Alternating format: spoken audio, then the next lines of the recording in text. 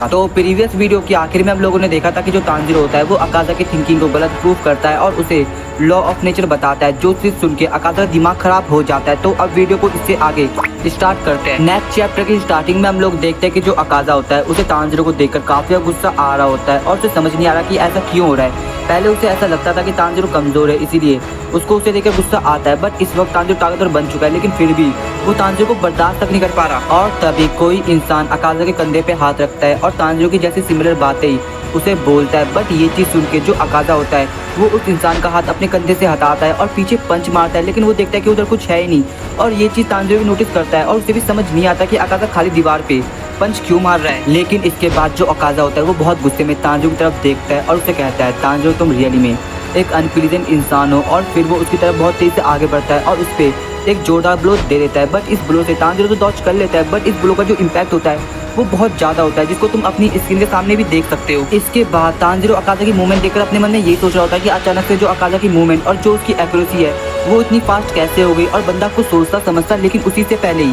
जो अकाजा होता है ना वो तांजीरो के मुंह पे एक जोरदार किक दे मारता है, जिससे तांजीरो के मुंह से खून निकलता है। इसके बाद तांजीरो अपने मन में सोचता है कि अगर वो अकाजा के अटैक को किसी तरह ब्लॉक भी कर दे तो जो उसकी पावर होती है वो उसे रेड्यूस नहीं कर सकता और वो उसे कोई भी ओपनिंग नहीं दे रहा। लेकिन फिर भी जो अकाजा है वो बिना फेल हुए उसे स्टेप कर दे रहा है और ऐसा लग रहा होता है कि जो अकाजा के अटैक है वो एक मैग्नेट की तरह काम कर रहे हैं, जो कि तांजीरो के विटल ऑर्गन्स को अपनी तरफ अट्रैक्ट कर रहे हैं। बट वो ऐसा सोच रहा होता है कि ऐसा क्यों हो रहा है। लेकिन अचानक से फिर वो अकाजा की बात याद करने लगता है कि कुछ तो होगा, जिसके बाद जो अकाजा है वो इतना ज्यादा ताकतवर बन चुका है। लेकिन उसके बाद ही तुरंत अकाजा तांजीरो पे अटैक करने लग जाता है। लेकिन इस बार तांजीरो काउंटर अटैक करता है, यानी अकाजा पे हिनुकामी कागुरा का यूज करता है, जिससे वो अकाजा का थोड़ा सा गला काटने में सक्सेसफुल हो जाता है। और ये चीज देखने के बाद अकाजा भी थोड़ा सरप्राइज हो जाता है। बट फिर से वो तांजीरो से लड़ने लग जाता है और देख के ऐसा लग रहा होता है कि अभी अकाजा को और ज्यादा मजा आ रहा है तांजीरो के साथ फाइट करने में। उसके बाद सीन चेंज होता है और हम लोग सेंजीरो को देखते हैं, जो कि घर में प्रे कर रहा होता है कि सब चीज ठीक हो जाए। और उसने तांजीरो के लिए एक लेटर भेजा हुआ है। और इसके बाद हमें एक शॉकिंग चीज रिवील होती है और हमें पता चलता है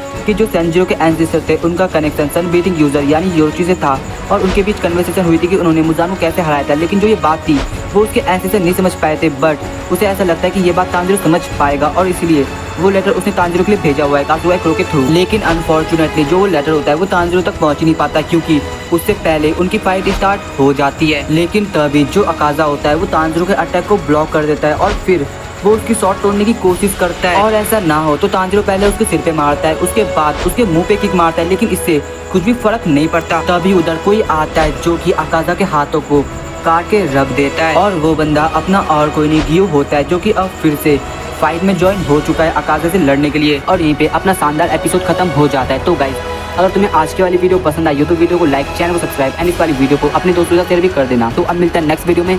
तो अभी के लिए टाटा, बाय बाय।